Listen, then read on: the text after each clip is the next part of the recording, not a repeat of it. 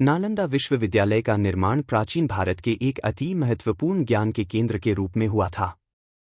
मुख्य रूप से एक बौद्ध महाविहार थी जहां वेदांत धर्म और दर्शन का अध्ययन होता था। दुनिया के सबसे प्रसिद्ध शिक्षा केंद्रों में से एक नालंदा विश्वविद्यालय भारतीय इतिहास की एक महत्वपूर्ण घटना है। वर्तमान बिहार भारत में स्थित यह विश्वविद्यालय 5वीं शताब्दी ईस्वी से 12वीं शताब्दी में इसके विनाश तक एक प्रमुख शैक्षणिक संस्थान था।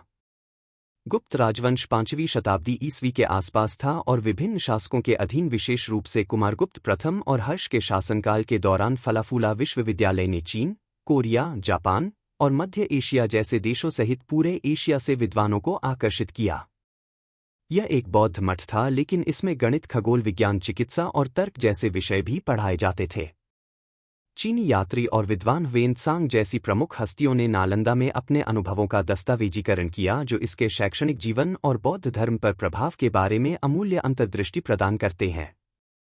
नालंदा का पतन भारत के मुस्लिम आक्रमणों के दौरान हुआ, खासकर जब विश्वविद्यालय पर बख्तियार खिलजी नामक सैन्य जनरल ने हमला किया था। दिल्ली सल्तनत के तहत 1193 ईस्वी में नालंदा एक प्रमुख बौद्ध संस्थान था। उन्होंने संभवतः इसे नष्ट करने का आदेश दिया क्योंकि यह बौद्धिक और धार्मिक का प्रतीक था। क्षेत्र में प्रभाव कथित तौर पर सैकड़ों हजारों पांडुलिपियों वाले नालंदा के पुस्तकालय को आग लगा दी गई। ऐसा कहा जाता है कि आग कई महीनों तक जलती रही क्योंकि पुस्तकालय विशाल था और इसमें अमूल्य बौद्ध ग्रंथ और प्राचीन ज्ञान थे। कई भिक्षु और विद्वान मारे गए और जो बचे थे वे भाग गए, जिससे शिक्षा के केंद्र के रूप में नालंदा का अंत हो गया।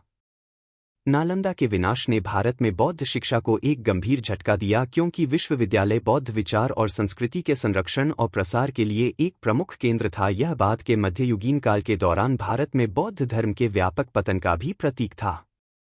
इस्लामिक शासन के तहत धर्म में लगातार गिरावट देखी गई, जिससे हिंदू धर्म के पुनरुत्थान और इस्लाम के प्रसार का मार्ग प्रशस्त हुआ। पांडुलिपियों और ज्ञान का नुकसान एक सांस्कृतिक त्रासदी थी, क्योंकि कई प्राचीन ग्रंथ, विशेष रूप से खगोल विज्ञान, चिकित्सा और दर्शन के क्षेत्र में नष्ट हो गए थे।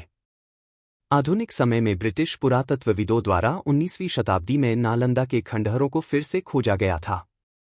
2016 में नालंदा विश्वविद्यालय को इसके ऐतिहासिक और सांस्कृतिक महत्व को पहचानते हुए यूनेस्को द्वारा विश्व धरोहर स्थल घोषित किया गया था। 2007 में द्वितीय पूर्वी एशिया में नालंदा विश्वविद्यालय को पुनर्जीवित करने के विचार का समर्थन किया गया था।